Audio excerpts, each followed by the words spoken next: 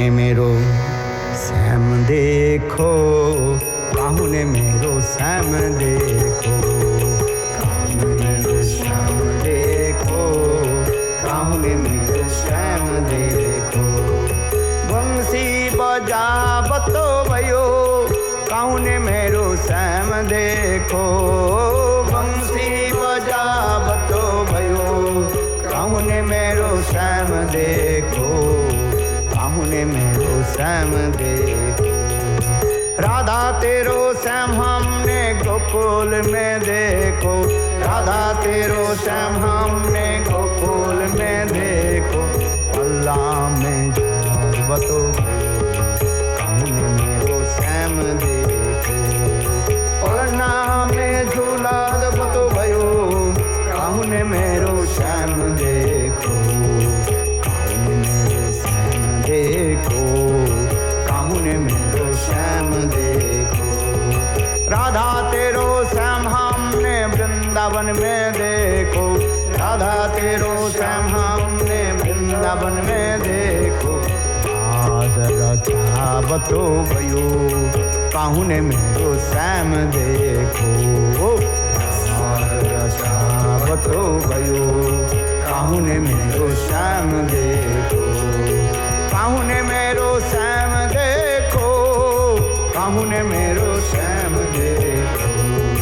राधा तेरो श्याम हमने गोवर्धन में देखो, राधा तेरो श्याम हमने गोवर्धन में देखो। बतो भयो, काहू ने मेरो श्याम देखो,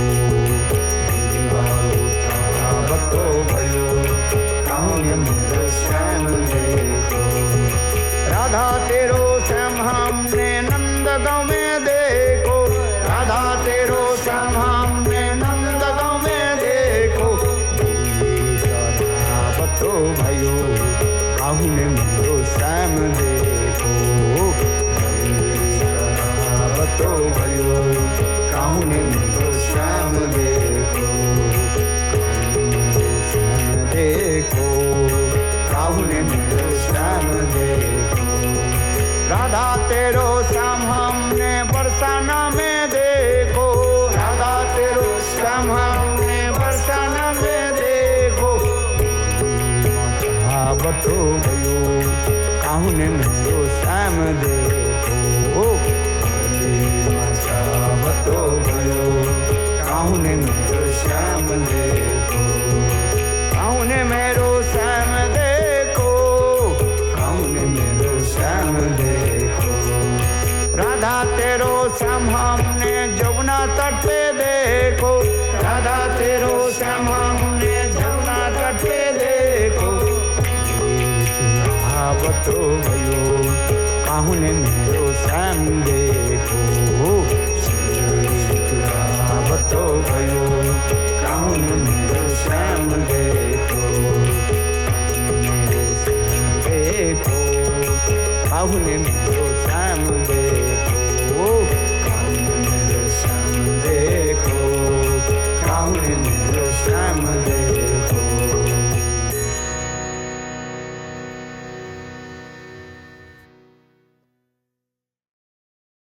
इस ग्रंथ का नाम रखा प्रेम संपुट।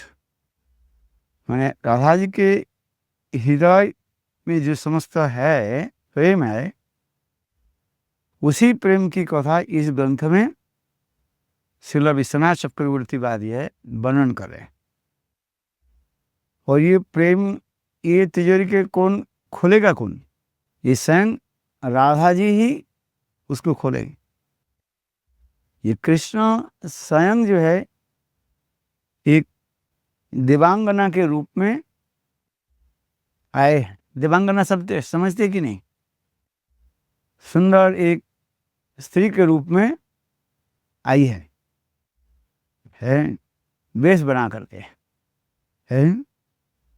कृष्ण एक सुंदर है नवजीवित के रूप में राधा जी के पास आई है, और कृष्ण रूपी वो नवजीवती जो है राधा जी की प्रेम के बारे में है ये समस्त पूछने आदि लगा है।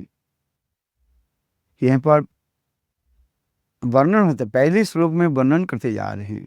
ये प्रातः कदाचित तो चारु राम वेशो हरि प्रियतमा भवन प्रधाने गत्वा अनुरांशु सुकौतेन विधाय वक्त्रम निजेन लोचन जुग सह सावस्ते। यहाँ पर अर्थ यह है संस्कृत का, प्रीति का एक असाधारण स्वभाव होता है कि प्रणयी की मानी प्रेमिका के मुख से नायक के प्रति का अपकर्ष व तुच्छता तथा नायिका की प्रति का उत्कर्ष श्रेष्ठता श्रवण करने की लालसा नायक के हृदय में स्वतः ही जागृत होती है। यूं जैसे अर्जुन साधु वेश में आया है, साधु वेश में आकर के द्वारकापुरी में रहने लगे, और सुभद्रा बचपन से ही कृष्ण की ध्यान आदि करते थे। तो एकांत बगीचा में जब सुभद्रा कृष्ण से मिले, सुभद्रा अर्जुन से मिले, कृष्ण से अर्जुन से मिले, एकांत स्थान में अर्जुन से मिले। सुभद्रा पहचान नहीं पाई ये यही अर्जुन है, वो सोचता है ये साधु है। तो सुभद्रा यह पूछने लगे, आप तो संत महात्मा बहुत स्थान से भ्रमण करके आ रहे हैं, क्या आपने कभी अर्जुन के देखा है? यदि देखे हो तो उसके बारे में कुछ हमें सुनाइए। देखो अर्जुन ने क्या उत्तर दिया, बोले मैंने तो देखा किंतु उससे कोई गुण मैं नहीं देखा। यह तात्पर्य क्या है? अर्जुन सुभद्रा के मुख से अपने महिमा को सुनना चाहते है, और अपना क्या अपकर्ष, अपकर्ष माने अपने जो कमी जो है वो बोलने लगी। प्रेम के विषय उसी प्रकार नायिका की क्या होता है, नायिका की प्रति की उसी प्रकार जो है नायक के मुख से अपने उत्कर्ष श्रवण करना चाहते। ये है प्रेम की एक विशेष स्वभाव है। अपना उत्कर्षता व श्रेष्ठता नहीं बोलते। शास्त्र में इसलिए माना किया गया, कभी अपने आप को प्रशंसा न करें, जिससे संस्कृत में कहा जाता है आत्मश्लाघा। आत्मश्लाघा माने अपना प्रशंसा अपने करना नहीं चाहिए। जो अपना प्रशंसा अपना ही करते हैं, उससे कभी कभी लोग हंसी भी हो जाता है आया समझे। तो देखो ये कैसे दाम्भिक है, बड़प्पन अपने कर रहे हैं। बड़प्पन शब्द है, मैंने ये किया, ये दूसरे करें, दूसरे उनके जो है महिमा को गाए, वही जो है अच्छा होता है कि यहाँ पर जैसे प्रेम राज्य में उसी प्रकार भी है। इसलिए कहते हैं प्रीति का एक असाधारण स्वभाव यह होता है कि प्रणय यानी प्रेमिका के मुख से नायक की प्रति का अपकर्षवाद तुच्छता तथा नायक की प्रति का उत्कर्षता श्रेष्ठता श्रवण करने की लालसा नायक के हृदय में स्वतः ही जागृत रहती है। रस साधन की लंपट ब्रजनंदन श्यामसुंदर उसी स्वभाव के वशीभूत होकर एक दिन प्रातःकाल एक मनोहारिणी अपूर्व सुंदर रमणी का वेश धारण करके विश्वभानु दुलारी श्रीमती राय के घर में के प्रांगण में उपस्थित हुए। उन्होंने अपने मुखकमल को अपने अरुण वस्त्र के ढक रखा था तथा लज्जायुक्त भाव से अपने नयन जुगल को झुकाकर सहसा वहां खड़ी रहे। अर्थात स्त्रियों की यही स्वभाव होता है। कृष्ण जो स्त्री वेश धारण करके आई हैं, और कृष्ण स्त्री वेश धारण करके क्या कर रही है न, स्त्रियोचित जो स्वभाव को प्रकाश कर रहे हैं। स्त्रियों की सबसे अलंकार क्या है? ऑर्नामेंट्स क्या है?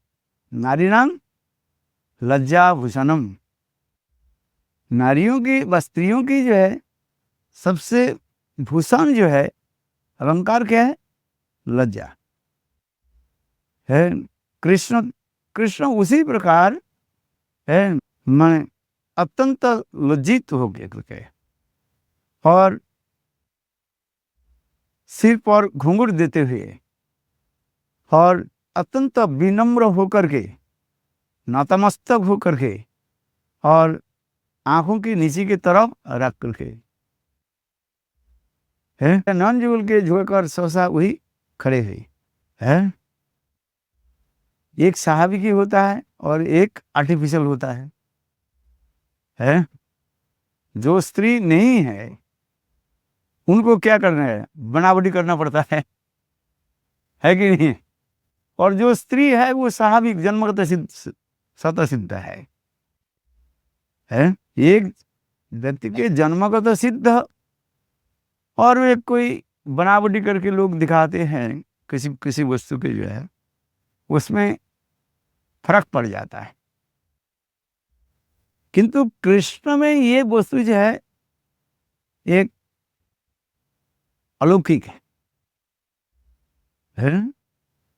है कि नहीं?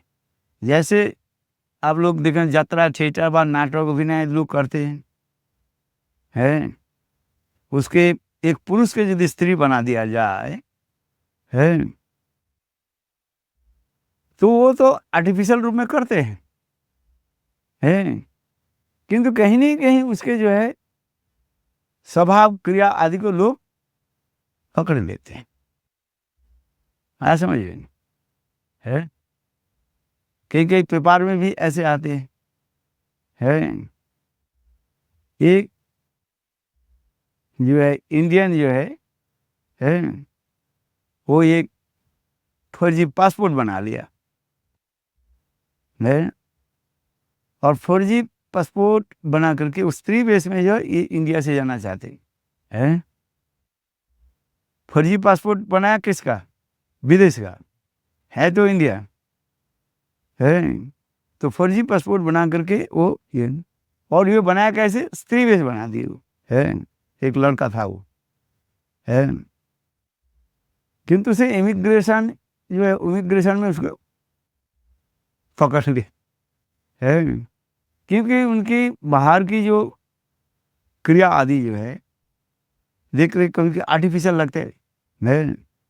एक स्वाभाविक होता है, एक आर्टिफिशियल होता है, बनावटी होता है। बनावटी में क्या होता है? अधिक दिखाते हैं वो, समझ में आ रहा है? जहाँ पर बनावटी होता है वो अपने को गोपन करने के लिए वो अधिक रूप में वो भाव को दिखाते रहते। ठीक इसी प्रकार भट कृष्ण में ही एक विशेष वैचित्र दिखा रहे हैं। कृष्ण में ये नहीं है, बनावटी नहीं है दिखा रहे, क्यों? भगवान है वो, सब प्रकार की वेश धारण करने में समर्थ है। जीप में बनावटी करके जो होता है उसको आर्टिफिशियल करने पर उसके असामिकता आ जाता है, किंतु भगवान में ऐसे नहीं है। समझ में आ रहा है? समझ में आई कि नहीं? ये क्यों? भगवान वो जो सुंदर जो मोहिनी रूप धारण करके प्रकाश हुए है, उसके पकड़ना सबके लिए संभव नहीं होता है। इसलिए यहाँ पर भी कह रहे हैं कि प्रातः काल में श्याम सुंदर उसी स्वभाव में वशीभूत कर एक दिन प्रातः काल में मनोहारिणी,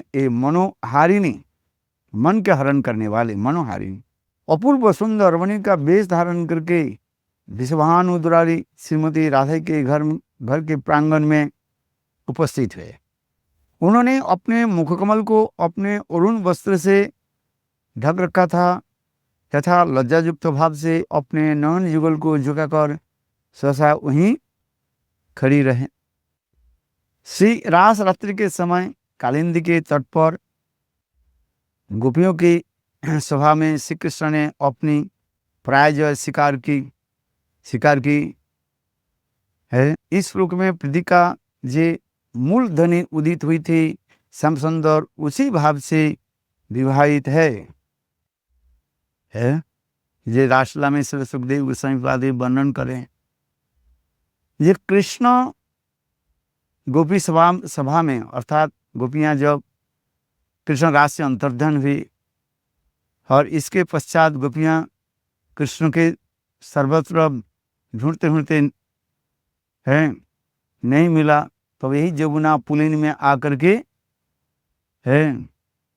सभी जो है कृष्ण के अत्यंत विरह भाव से उनकी लीलाओं की कथा जो है सुस्वर से कीर्तन करने लगे, जिसे गोपी गीत कहा जाता है। और इसके पश्चात कृष्ण रह नहीं सके और कृष्ण वह गोपी समाज में पुनः प्रकटित हुए। उस समय गोपियां कृष्ण के आसन भी दिया,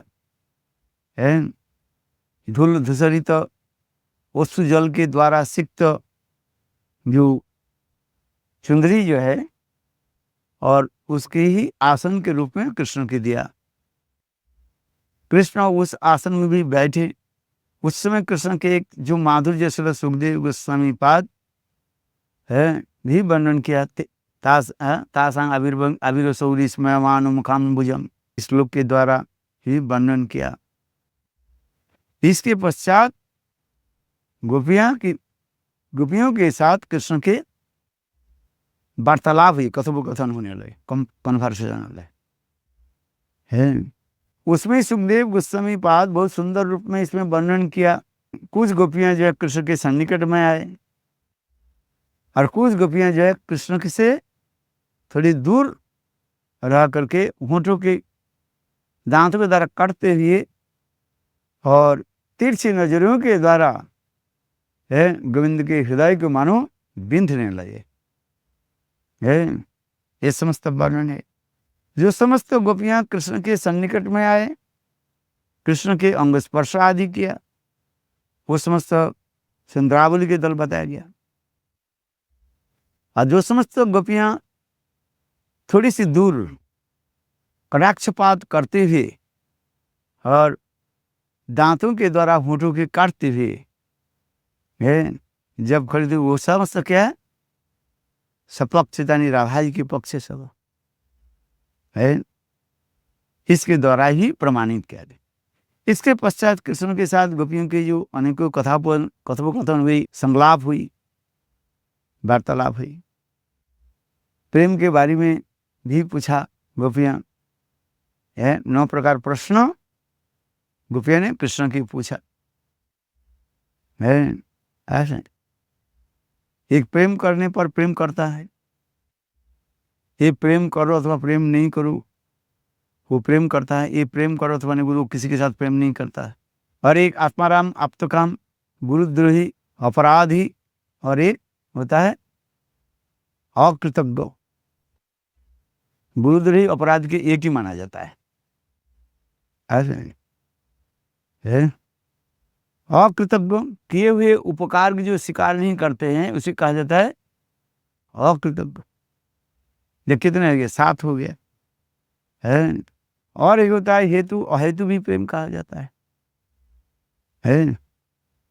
तो इसी प्रकार गोपियां कृष्ण के जो है बारे में प्रेम के बारे में पूछने लगे और कृष्ण एक एक करके खंडन किया। अंत में गोपियां ये भी प्रश्न पूछने लगे ये अब हम लोग के कष्ट क्यों दिया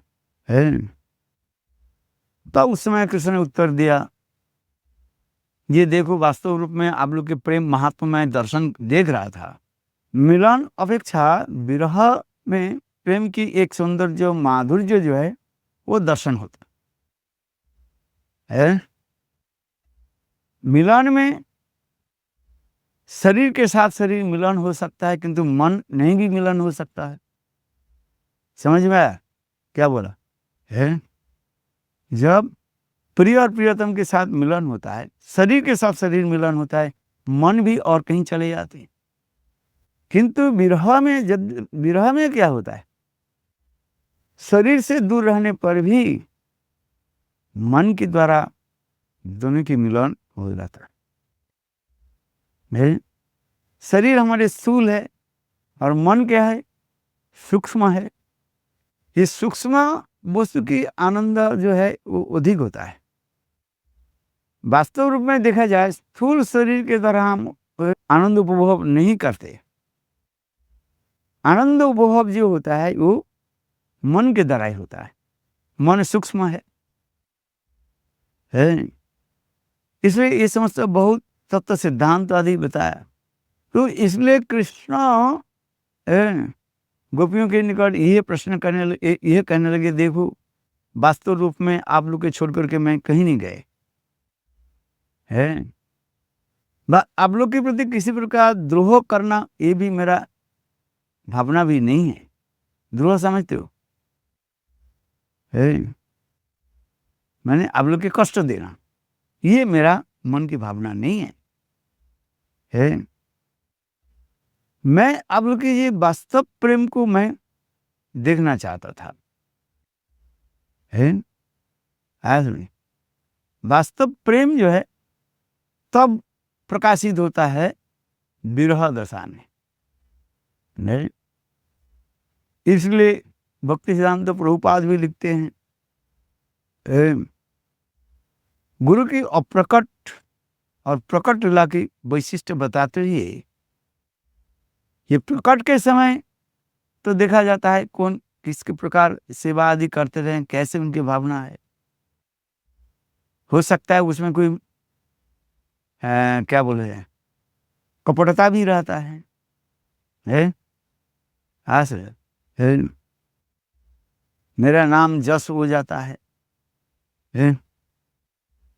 किंतु गुरु अप्रकट लीला आदि करके तब दूर से देखते हैं, गुरु देखते हैं ये हमारे प्रति कितने प्रेम प्रीति है और उसको देखते हैं। बहुत सुंदर रूप में शिला भक्ति सिद्धांत सरस्वती प्रभुपाद इसको वर्णन किया है। महापुरुषों की शुद्ध भक्ति की अप्रकट के बारे में उन्होंने ये दिखाया। हाँ सुनिए, क्योंकि जब सानिध्य में निकट में रहते हैं और दूर रहते हैं, ये दोनों में विशेष वैशिष्ट्य भी दिखाया जाता है। इसके पश्चात कृष्ण ने अपने मुखारविंद से गोपियों की प्रेम महात्मा भी कहा है। उसमें स्वयं कहने लगे, ये वास्तव रूप में मैं आप लोग के प्रेम की ऋणी मैं हूँ। गीता में जब भी कृष्ण ने कहा दिया क्या, ये यथामंग प्रबद्धन्ते है जो जिस प्रकार मेरे चरण में शरणापत्ति हो जाते हैं, मैं उनके प्रति उसी प्रकार ही उसके जो है प्रेम आदि व उनके विचार स्नेह आदि मैं ग्रहण कर लेता हूँ। उनके जो कुछ भी दिए हुए है, जे यथामंग प्रबद्धन्ते, उनकी शरणागति के ऊपर ही सब निर्भर करता है। जितने परिमाण शरणागति है उतने परिमाण में भी उनके प्रति प्रेम प्रीति करता हूँ। अरे भागवत में भगवान कृष्ण ने क्या कहा, साधु ना है। भागवत में इसमें कहते हैं, हे गोपियों आप लोगों की जो प्रेम महत्व है न भूतो न भविष्यति है। आप लोग मुझे सर्वस्व देकर के भी है तब भी ये सोचे जो हम कुछ नहीं दिया है। बोले प्रेम के यही लक्षण होता है, सब कुछ देते हुए पर भी ये सोचते मैंने कुछ नहीं दिया है। और कोई सामान्य कुछ दे करके कहते हैं बहुत कुछ मैं दे दिया है। 1 करोड़पति 1 रुपया मानो मंदिर में चढ़ाया है और चढ़ा करके क्या करते हैं, कहते मैंने कितना दे दी है, देते हैं। बहुत लोग की ऐसी इच्छा है, अपने नाम जस आदि रखना चाहते भी है। इस कमरा में मैंने बनाया, इस कमरा में कमरा समझते हैं, इसमें मेरे एक प्लेट लगा दो, लगाते हैं ना, प्लेट किसने लगाते हैं, अपना स्मृति के लिए मैंने इस कमरे को पैसा दिया। उसमें लिखा रहता है इस कक्ष की जो अनुदान जो है इस व्यक्ति ने दिया, सप्रेम भेंट किया है, लिखा रहता है इसमें, है लिखा रहता। जब वो आते हैं तब अपने सारे परिवार को और शब्द, देखो इस कमरे को मैंने दान दिया, है कि नहीं। किंतु भगवान कृष्ण ये कह रहे हैं, ये मेरे हृदय में ऐसी भावना नहीं है। मैं क्या न पारंग निर्बंधं संजों साधु कित, आप लोग की जो प्रेम की जो ये है, इसके लिए मैं अपने को ऋणी मानता हूं। भागवते अपन आके कृष्ण कहे ऋणी, कृष्ण अपने को ऋणी मान रहे और अपने आप को झुका रहे हैं। इसलिए कृष्ण कह रहे नौ पारंग निर्बंधं, क्यों इस श्लोक में जब वर्णन होते जा रहे हैं, कृष्ण स्वयं कह रहे हैं, गोपियों की प्रशंसा करते हैं। ये आप लोग सर्वस्व देकर के भी कभी अपने को नहीं सोचे ये मैंने कुछ दिया है। यही तो होता प्रेम की एक विशेष वैशिष्ट्य होता है। इसलिए गीता में जो ये यथामंग प्रपदन्ते और यह श्रीमद् भागवत में गोपियों की प्रेम की महात्मा दिखा रहे। गोपी प्रेम की सर्व उत्कर्षता है, यही तो दिखाया गया। और कृष्ण यथार्थ कह रहे हैं, ये मेरे हृदय में इतना प्रेम नहीं है, आप लोग के हृदय में जो है। क्यों कृष्ण विषय विग्रह होने के नाते, विषय विग्रह the object of divine love, Krishna विषय विग्रह होने के नाते वास्तव रूप में आश्रय विग्रह की जो प्रेम के जो महत्व है उसके वर्णन करना संभव नहीं। इसलिए कृष्ण इसके कह रहे हैं न पारे निर्बदम संजुजाम। इस श्लोक के प्रीति के जो मूल ध्वनि उदित हुई थी उसी भाव को विवाहित है। प्रस्तुत प्रेम संपूर्ण ग्रंथ में नायक नायिका के इन्हीं भावों का ध्वनि अथवा प्रतिध्वनि का विशेष वर्णन है, जो हम प्रेम संपूर्ण जो वर्णन करते जा रहे हैं, यही प्रतिध्वनि होते जा रहे। ये वास्तव कृष्ण है जो गोपियों की प्रेम के ऋण में कैसे ऋणी है, वह उनके मुखारविंद से सुनना चाहते। किसको? गोपियों की मुखारविंद है। कृष्ण तो कहा दिया है, ये न पा रहे हम, इस श्लोक तो कहा दिया, या आपको ऋण को मैं कभी चुका नहीं सकते। किंतु गोपियां जो है उसको किस रूप से है धारण किया, कैसे समझा उसको, वो कृष्ण सुनना चाहते हैं। जिस प्रकार शिक्षक है, टीचर विद्यार्थी के पढ़ाया और पढ़ा करके क्या करते हैं, उस विद्यार्थी के मुख से सुनना चाहते हैं, तुम कैसे क्या समझा, कहां तक समझ है। समझ में मैंने जो आप लोग के जो सुनाया है, विद्यार्थी को सुने, आप लोग कैसे उसके आप लोग के समझ में आया, वो हमें सुनाओ है। तो कृष्ण उसी प्रकार अपने तो कहा दिया नौपायन निर्बद्धम, इस श्लोक तो कहा दिया, किंतु उस श्लोक की मूल वक्तव्य जो है, भाव जो है, कृष्ण गोपियों के मुखारविंद से सुनना चाहते हैं। इसलिए कहते हैं प्रस्तुत प्रेम संपूर्ण ग्रंथ में नायक नायिका के इन्हीं भावों के ध्वनि प्रतिध्वनि का विशेष वर्णन है। निसंकोच रूप में प्रणयमान से उदित गर्वपूर्ण भाषा के श्रवण की लालसा यह श्री कृष्ण के द्वारा रमणीय वेश धारण करने का हेतु है। ये कृष्ण ऐसे सुंदरी रमणी के वेश धारण करके क्यों आए हैं, जिससे जो है गोपियां निसंकोच से, संकोच नहीं करके ये प्रेम की क्रिया आदि को, स्नेह मान प्रणादि को वो वर्णन करे। है। समझ, ये सब इस कारण है। जैसे एक स्त्री अपने स्त्री के निकट अपने समस्त गोपनीय तत्व के वो बताती है, पुरुष के पास वो संकोच करती है। समझे, जैसे एक लड़की अपनी सहेली के पास वो सब कुछ बताई, हो सके अपने माता पिता के जो नहीं बताएगी है,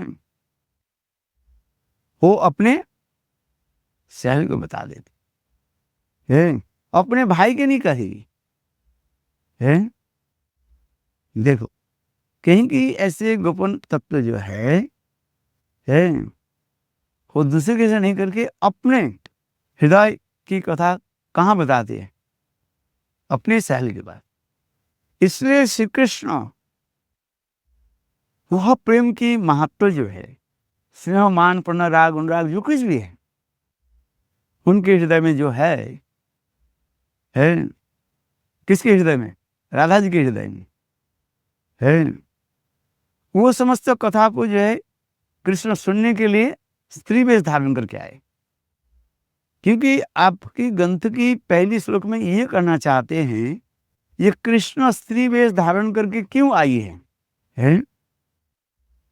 कृष्ण के रूप में राधा, कृष्ण जी के रूप में राधा जी की पास तो सदा सर्वदी रहते हैं समझिए। और राधा जी तो अपने कृष्ण के अपने ही मानते हैं। तो फिर कृष्ण त्रिवेश धारण करके आने के कारण क्या, ये भी बता रहे हैं। समझ रहे हैं? तो इसलिए हमारे ग्रंथकार ने यह कहते हैं, ये निसंकोच रूप में प्रणय मान से उदित गर्वपूर्ण भाषा की श्रवण की लालसा से ही यहाँ श्री कृष्ण द्वारा रमणी वेश धारण करने का हेतु है। अनंत रमणी वेशधारी श्री कृष्ण का दूर से ही दर्शन करके विश्वानंदिनी श्रीमती राधिका अपने प्रिय सखी ललिता को संबोधित करती हुई कहने लगी, अरे सखी ललिते, देखो देखो यह रमणी कौन है? इसके मुखकमल की कांति कमल की शोभा का तिरस्कार कर रही है।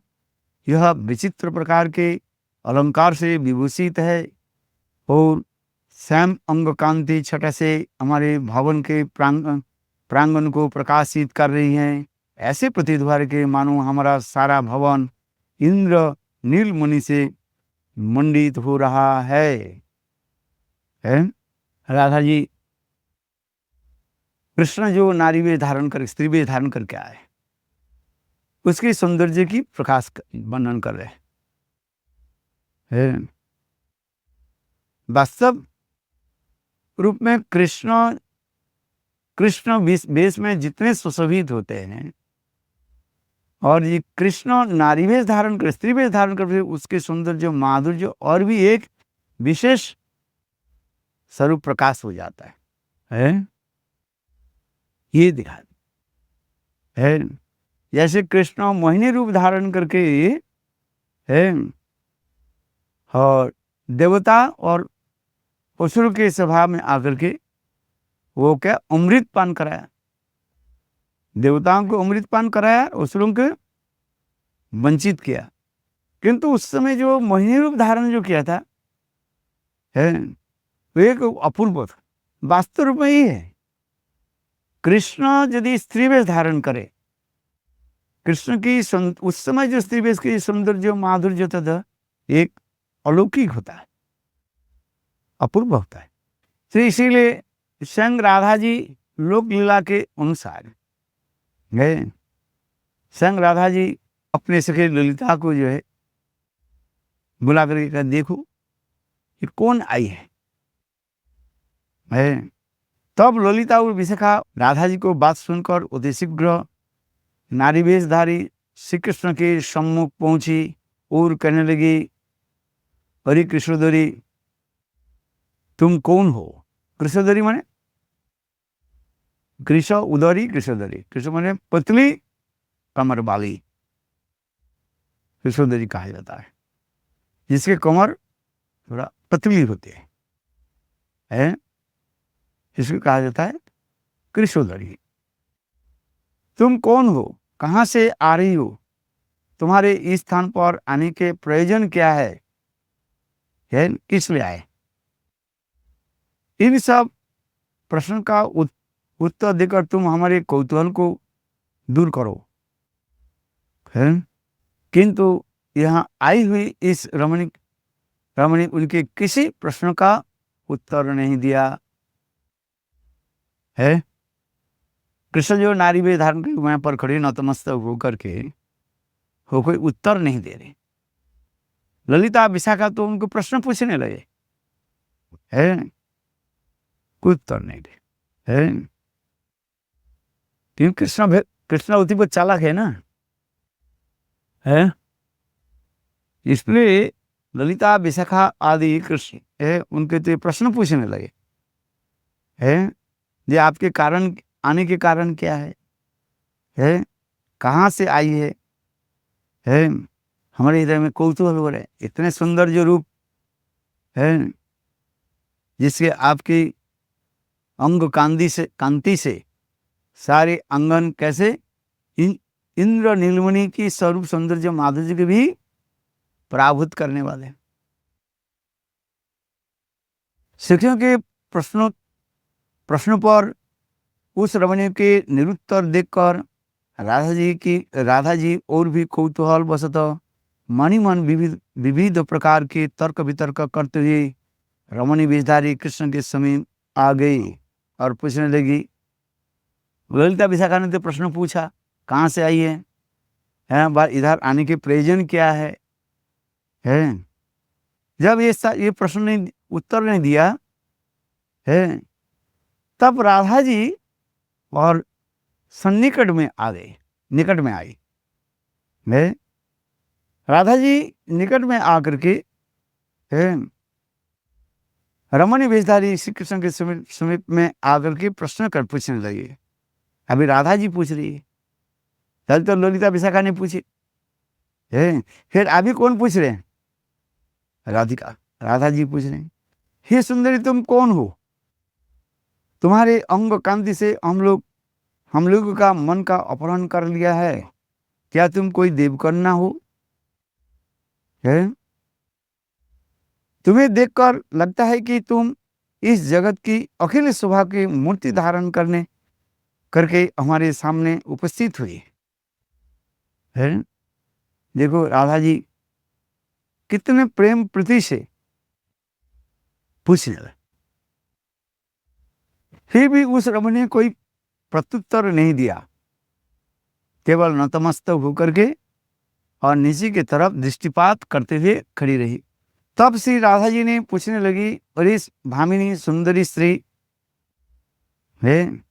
यदि तुमने यहाँ आगमन किया है तो शीघ्र अपना परिचय देकर हमारी उत्कंठा को दूर करो।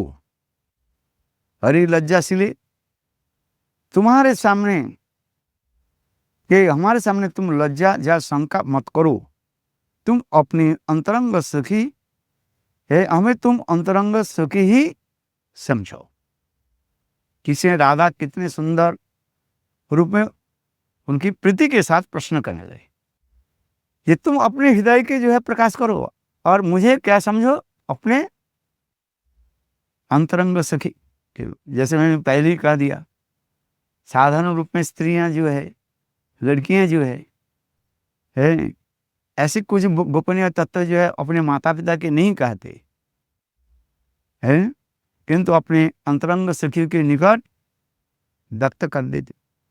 इसलिए राधा जी स्त्री वेशधारी कृष्ण को पहले क्या कर लिया, तुम मेरा अंतरंग सखी हो। श्री राधा जी के इस प्रकार के वचन सुनकर भी रमणी वेशधारी श्री कृष्ण दीर्घ निश्वास छोड़ते हुए कोई अनुवचनीय अभिनय करने लगे और अपने मुख कमल को घुमाकर मौन हो गए। कृष्ण कितने एक्सपर्ट है, बहुत एक्सपर्ट है, पारदर्शी है कृष्ण। हृदय में कुछ एक ऐसे दुख वेदना हो रहा है, इससे दीर्घ सांस ले है और अपने मुख कमल के दूसरी तरफ घुमा करके है कहने लगी। राधा जी रमन की उस अवस्था को देखकर पुनः उनसे कहने लगी, हे सुंदरी, निश्चय तुम्हारे हृदय में कोई वेदना है, ऐसे मैं समझ रही हूं। यदि वेदना नहीं होती तो तुम्हारा ऐसे भाव न होता है, क्योंकि वो दीर्घ सांस जो है और त्रिवेशधारी कृष्ण दीर्घ सांस है त्याग करने लगे है। ऐसे जैसे हृदय में कुछ ऐसे कष्ट अनुभव हो रहा है। हे पद्मानने अर्थात कमल के समान मुख वाली, अपनी इस वेदना को निसंकोच होकर के स्पष्ट रूप से हमें कहो है, क्या हुआ तुम्हें हृदय में बताओ। तुम हम पूरा विश्वास रखो, तुम्हारे दुख को दूर करने के लिए मैं यथासाध्य चेष्टा करने में त्रुटि नहीं करूंगी है। विशेषतः आंतरिक विषाद रूप गांव के एक गांव के पक जाने से उत्पन्न असहनीय यातना से अंतरंग सुहृद के समीप प्रकाश करने पे उद्वेदना का उपशम होता है। यदि आपके हृदय में कोई दुख हो, वो दुख के किसके निकट प्रकाश करोगे? अपने अंतरंग मित्र के पास है जो समझ सके है। इसलिए चैतन्य महाप्रभु की लीला में भी दिखाया जाता है। महाप्रभु राधा जी के भाव में विवाहित होकर के विरह की इतने अनुभव कर रहे हैं। राधा जी की जो विरह, उस विरह के चैतन्य महाप्रभु कैसे अनुभव कर रहे हैं? नहीं, उस विरह की कथा किसको बात व्यक्त करते हैं? दूसरे के पास नहीं, क्योंकि स्वरूप दामोदर रामानंद वो महाप्रभु के भावों के जानने वाले हैं, हृदय के जानने वाले हैं। जो हृदय के भाव जानने वाला है उसके निकट बोलो, जो जानते ही नहीं है उसके निकट क्या बोलोगे है। एक राजपुत्र झोपड़ी में रहने वाले गरीब के हृदय को समझ नहीं पाएंगे, उनके हृदय में कितने कष्ट है कि नहीं? क्योंकि राजपुत्र वो अनेक प्रकार भोग सामग्री ऐश्वर्य में वो रहे, और झोपड़ी में रहने वाले जो बालक जो है कितने कष्ट, धूप, बरसात आदि में। वो बालक जो है झोपड़ी में रहने वाले बालक, वो राजपुत्र के निकट अपनी बात कहने पर भी वो समझ में नहीं आएगा, आया समझे? इसलिए एक बंगला में कीर्तन कहते ही कि जातो ना विषय बुझी वैसे कैसे आसी विषय दम से नहीं जा रहे। बोले सांप काटने से सांप की जहर शरीर में फैलने पर कितना यंत्रणा होता है, कष्ट होता है, वही व्यक्ति समझ सकते हैं जिसके जीवन में कोई सांप काट दिया है समझ रहे। और जिसको कोई सांप ही काटा ही नहीं है तो कह देंगे सांप काटने पर शरीर में बहुत कष्ट होता है। कैसे कष्ट होता है वो समझ नहीं पाए, फिर कहते जंग से नहीं जा रहे। उन्हें जो कष्ट जो है हृदय के कष्ट, वो उसी के निकट व्यक्त कर सकते हैं जो अपने हृदय को जानने वाले कोई हो है कि नहीं? इसलिए महाप्रभु की भी दिखा रहे हैं। ये महाप्रभु राधा जी के भाव में विवाहित होकर के प्रेम की जो जाला समझते हो? जाला मन प्रेम की जो उत्ताप, हीट, कष्ट, जाला, वो दूसरे के निकट व्यक्त करना संभव नहीं है।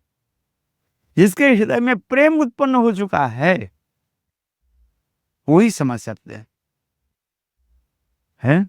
जिसके हृदय में प्रेम हुआ ही नहीं वो क्या समझे है? और उनके निकट भी कहे जैसे अंधे के निकट हाथी के वर्णन किया जाता है, भक्ति सिद्धांत प्रभुपाद तुलना दिया जाए वो पक्कानुपदेश में है। ये जो जन्मांध है उसकी यदि कहा जाए भाई हाथी कैसे है, वो तो हाथी दिखा ही नहीं, जन्मांध है ना। हाथी के जिस अंग पर हाथ लगाते हैं है ना, तो वो सोचते हैं यही श्रेष्ठ है।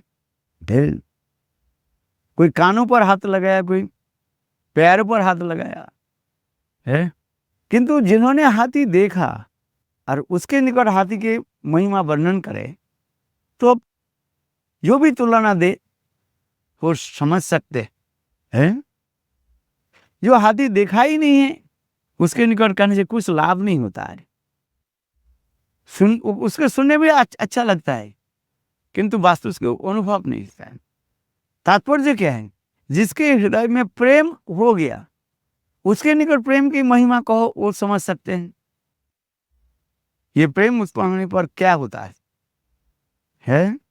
तो उसी प्रकार राधा जी स्वयं कह रही है, हे कृष्णधरी, हे सुंदरी, अपने आंतरिक विषाद रूप घातक जन से उत्पन्न असहनीय यातना को अंतरंग सूर्य के समीप प्रकाश करने से वह वेदना उपशम होता है। अपने दुख के किसके निकट प्रकाश करो, कि वो दुख के किसके निकट प्रकाश करोगे? जिसके दुख के बारे में कुछ ज्ञान है नहीं तो हंसी मजाक करेगा। किंतु राधा जी इसलिए कह रही है ये तुम हमें बताओ, क्योंकि राधा जी के समस्त ज्ञान है कि नहीं है, पूर्ण ज्ञान है इसलिए राधा जी कह रहे हैं हमें बताओ क्या तुम इस समय अपने प्रियतम से रहित विरहिणी हो गई हो, अथवा इस प्रियतम के किसी दोष को देखकर अत्यंत संतप्त हो रही हो, अथवा तुमसे कोई बहुत बड़ा अपराध हो गया जिसके कारण तुम्हारे प्रति तुम्हारे प्रियतम की प्रीति भंग हो जाएगी, इस आशंका के डर से ही डर रही हो, अथवा यदि तुमने इस स्वयं कोई अन्याय नहीं किया फिर भी कोई खल व्यक्ति तुम्हारे विरुद्ध तुम्हारे अंत के पास मिथ्या अभिमान लगाकर प्रीति को नष्ट करने के लिए चेष्टा कर रहा है, क्या तुम इसमें उपस्थित व्यतीत हो रहे हैं? काल इस कथा को हम वर्णन करेंगे आगे जाकर है। अभी शब्द आ रहे हैं ना राधा जी जो प्रश्न किया, ये प्रश्न के मंथन करना, याद करना उचित है। बहुत प्रेमानंदी। काहू ने मेरो श्याम देखो, काहू ने मेरो श्याम देखो, काहू ने मेरो श्याम देखो, काहू ने मेरो श्याम देखो, बंसी बजावतो भयो, काहू ने मेरो श्याम देखो, बंसी बजावतो भयो, काहू ने मेरो श्याम देखो, काहू ने मेरो श्याम देखो। राधा तेरो श्याम हमने गोकुल में देखो, राधा तेरो श्याम हमने गोकुल में देखो, अल्लाह में बतो काहू ने मेरो श्याम देखो, पलना में झूला बतो भयो, काहू ने मेरो श्याम देखो, काहू ने मेरो श्याम देखो, काहू ने मेरो श्याम देखो। राधा तेरो श्याम हमने वृंदावन में देखो, राधा तेरो श्याम हमने वृंदावन में देखो, बतो भयो, काहू ने मेरो श्याम देखो, बतो भयो, काहू ने मेरो श्याम देखो, काहू ने मेरो श्याम देखो, काहू ने मेरो श्याम देखो। राधा तेरो श्याम हमने गोवर्धन में देखो, राधा तेरो श्याम हमने गोवर्धन में देखो, बतो भयो काहुने मेरो श्याम देखो बतो भयो काहुने मेरो श्याम देखो राधा तेरो श्याम हमने नंदगांव में देखो राधा तेरो श्याम हमने नंदगांव में देखो बतो भयो काहुने मेरो श्याम देखो बतो भयो काहुने मेरो श्याम देखो देखो काहुने मेरो श्याम देखो राधा तेरो श्याम हमने बरसाना में देखो राधा तेरो श्याम हमने बरसाना में देखो बतो भयो काहुने मेरो श्याम देखो बतो भयो काहुने मेरो श्याम देखो काहुने मेरो श्याम देखो काहुने मेरो श्याम देखो राधा तेरो श्याम हमने जमुना तट पे देखो राधा तेरो श्याम हमने जमुना तट पे देखो बतो भयो काहुने मेरो श्याम देखो बतो भयो काहुने मेरो श्याम देखो देखो काहुने मेरो श्याम देखो काहुने मेरो श्याम देखो काहुने मेरो श्याम देखो